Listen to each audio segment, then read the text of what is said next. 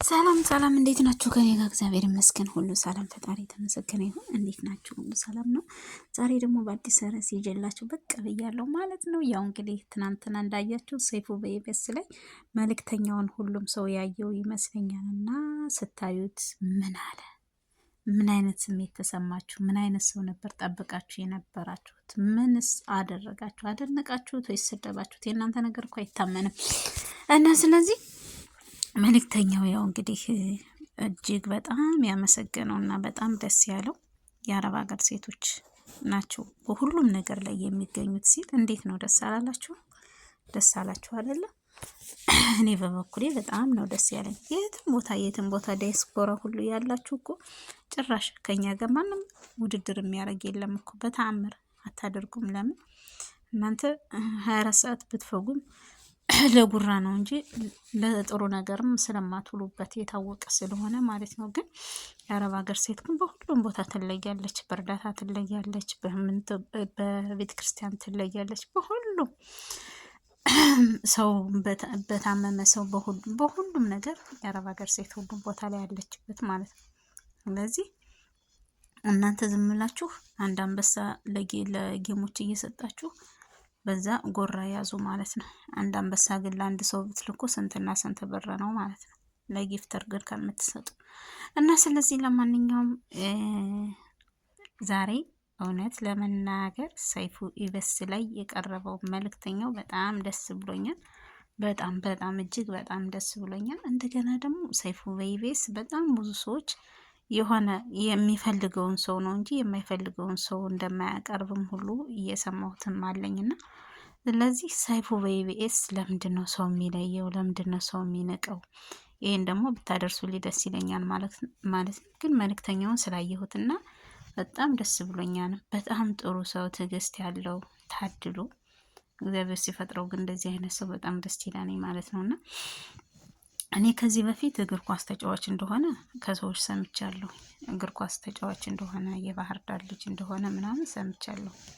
ግን እንደዚህ ይሆናል አይደለም። እና ባለፈው ዕለት መልእክተኛው ብዬ እንደውም ፖስችላችሁ ነበርና እሱ ደግሞ መልእክተኛው ሳይሆን እንትን ይሄኛው ነው። ይሄ መልእክተኛውና ባላደራው ነው። ቀዩ ትንሽ የሚቀላው ባላደራው ነው አሉ። መልእክተኛው ትንሽ ጠቆር ይላል እና የዛን ፎቶ ነው በሚሄድበት ሰዓት እንትን ብለው እንትን ያሉት። ግን ልብሱ የዚህ ነበር የሚመስለው፣ ወይ እንግዲህ በቲክቶክ ሆኖ እንትን ብሎ ሊሆን ይችላልኝና ለማንኛውም እንደነዚህ አይነቶች ደጋጎች ሰዎች ሲነሳ ሲገኝ እግዚአብሔር ምን አይነት እድለኛ የሆነ ሰው ነው ብለንም ራሳችንም እንትን እንላለን። ከእንደነዚህ አይነቶች ሰዎች ጋር ያውለን ማለት ነው። ጥሩ የምንሰራበት ጥሩ ምግባር እንድናገኝበት። ያው ጥሩ የሰራ ጥሩ ነገር ያገኛል፣ መጥፎ የሰራ ደግሞ ያው መጥፎ ነው ተከትሎት የሚሄደው ማለት ነው። እና ስለዚህ በጣም ነው ደስ የሚለው። ግን መልእክተኛው በዚህ ቀጥልበት። እኔ እውነት ለመናገር በጣም በጣም በጣም አድናቂ ነኝ እግዚአብሔርን። አንዳንድ ጊዜ ግን ከትልቅ ሰው መዋልና የትልቅ ሰው ልጅ መሆን እንደዚህ አይነት ሰብአዊነት እንትን ያለው ይሆናል። ስንት እንደዚህ አይነቶች ለብዙ ነገሮች ለብዙ ሰዎች የደረስክላቸው በዚህ ምክንያት ነው። ስለዚህ በጣም ነው ደስ የሚለው። እግዚአብሔር ይስጥህ እውነት። ከማንም በላይ ራስን ከፍ ሳታረግ ራስን ዝቅ አድርገህ ብዙዎቹ ለጉራ ይፈልጉታል፣ አንተ ደግሞ ለጉራ ስለማትፈልገው በዚህ ምክንያት በጣም ደስ የሚል ነው በጣም። ስለዚህ በርታበት፣ በዚሁ በጥሩ ምግባርህ በጥሩ ስነ ስርዓትህ በርታበት።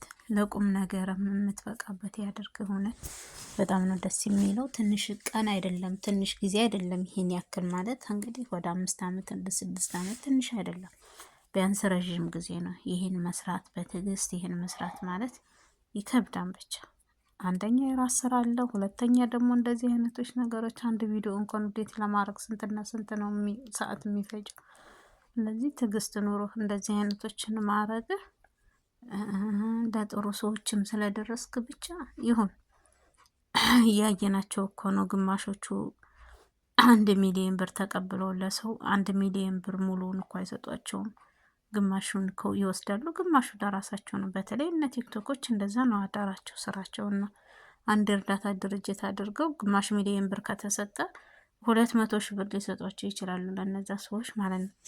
እና በዚህ ምክንያት ደግሞ አንተ በምታረጋቸው ስራዎች ደግሞ በጣም ነው ደስ የሚለው ማለት ለሰው ልጅ ጥሩ መልካም አስተሳሰብህና ለሰው ጥሩ ነገር የምታስባቸው ነገሮች በጣም ደስ ይላሉ። እግዚአብሔር ይመስገን። አንዳንድ ጊዜ ለሰው ጥሩ ስናስብ ጥሩ ነገር ይሰጠናል፣ ለሰው መጥፎ ነገር ስናስብ ደግሞ መጥፎ ነገር ይሰጠናል። ስለዚህ ጥሩ ነገር ማሰብህ ደግሞ ወደፊት መድኃኔዓለም ጥሩ ነገር ሊሰጥህ ይችላል፣ ይስጥህም እላለሁኝ። እና ስለዚህ አንዳንድ ጊዜ ከጥሩ ሰዎች ጋር ጎን መቆምና አብሮ እንደዛ መሆን በጣም ደስ ይላል። ያንም አባባ አሁን እንግዲህ እግዚአብሔር ይስጣቸው ነው የምለው ማስበው። አንደኛ እውነት ናት፣ ሐሰት ደግሞ ሐሰት ናት። ሐሰትን የያዘ በዛ ነገር እንደዛ ባይሆንና ያ ነገር እንደዛ ባይሆን ያ ሰውዬ ባይበሉ ለሌሎችም እንትን አይሉም ነበር። በዚህ ሁኔታ ብዙ ሰዎችም እየተበሉ ሊሆን ይችላል ብለን ስለምናስብ በጣም ጥሩ ነገር ነው የተደረገው ነገር ማለት ነው። ካሁን በኋላ ግን አጭበርባሪ የለም፣ አያጭበረብርም። ለምን ያ ነገር ያውቃሉ። ያን ሰው እየሰጣቸው ሰው ምን አይነት እንደሆነ ያያሉ፣ ያውቃሉ። የተሰጣቸውን ሰው ያን አይተው አይሸወዱም። ያ ሰውዬ ግን ሊሸወዱ እየቻሉ በስመ ስፖርት ቤት ነው ተሸውዶ ራሳቸውን እንደዛ አደጋ ላይ እየጣሉት።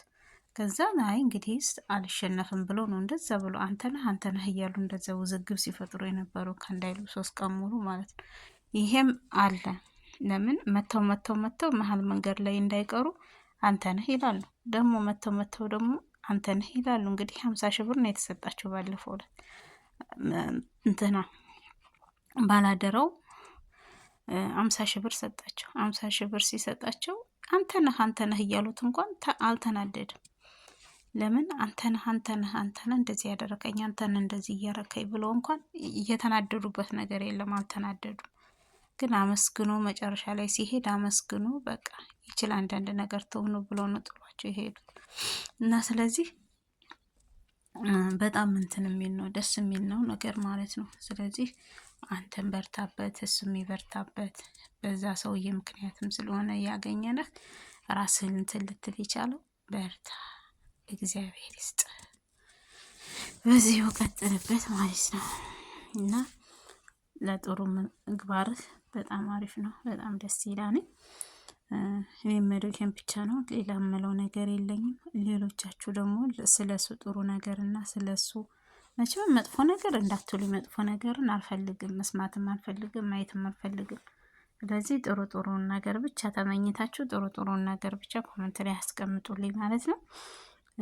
የሰው ልጅ የሚያደርጋቸው ነገሮች፣ ስራዎች ሁሉ ሊያስደስት ይችላል። እኛ ለስድብ ብቻ እንሩጥ፣ ለጥሩ ምግባር የምንሩጥ፣ ለጥሩ ነገር የምንሆን፣ ከጥሩ ሰው ግን እንቁም።